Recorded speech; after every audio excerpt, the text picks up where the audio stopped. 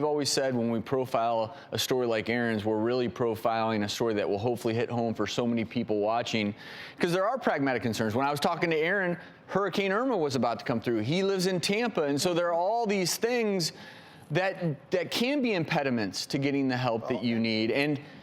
But that's called life, and you have to get over that. Let's not use Let's not use the excuse word. Let's give him benefit of doubt, but reasons. But that's life. Well, we can all come up. Hey, I've got to take care of my dog. Hey, I have whatever reason. You have to put this issue at the top of that list. There needs to be this trumping, motivating. But see, if there's not, it's not that there isn't. I feel like he does prioritize that at times, but what stops people is they're afraid of change. The unknown is much scarier, even if the unknown might be better than what you've been in, which is chaos and difficulty, but you know how to handle it because he's been doing it. And let me just say this in addition, because I think that Aaron is in a very unique situation, and I really like Aaron.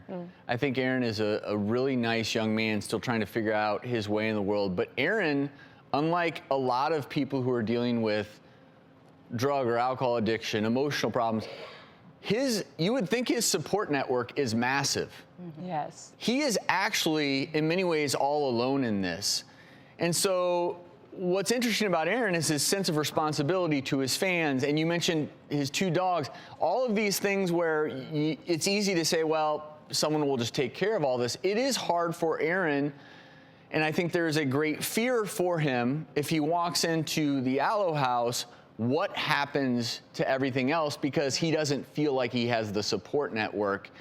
And I told Aaron time and time again, all of us, we will make sure that this is taken care of. But I have to imagine that that is a very tough step to take, because if you don't have the support network, how do you trust that if you go away and shut down everything, no communication with the outside world, how do you trust that everything will be okay? He's not going to have any control over his outside life. Like he doesn't exactly. And at times he feels like, hey, I'm in control. I can do this and that. But I think that's false hope. That he has to make the step.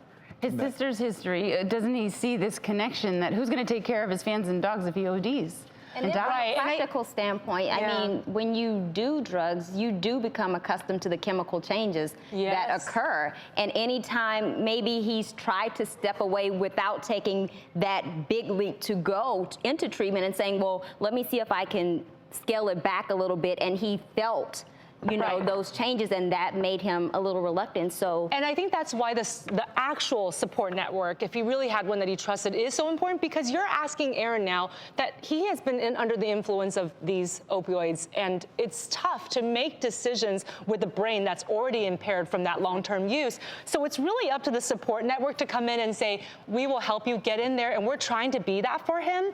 But outside of this, I got the sense when he was telling you that his support network is social media. And he said on the show, Judy, you may remember, Aaron literally said that his support comes from his fans. Unfortunately, that also means that the detractors out there, the people who body shamed him, that hurts him even more than it would hurt the normal individual. So what I would just say is, Aaron, we're all still rooting for you. If you are a fan of Aaron's, if you know Aaron, if you're part of his support network, tell Aaron that it is okay for him to do this for himself, because the one thing that everyone highlights, and I think Aaron knows this too, is he can't do this all on his own. And so because of the fact that Aaron views his fans as his support network, if you're his fan, support him now. We all support you, Aaron. We wish you nothing but the best. And this is one of those situations where I always say this, but much like Aaron, if you're anyone out there and you're suffering with substance abuse, depression, any of those issues, it's never too late to ask for help. We'll have more resources on our website.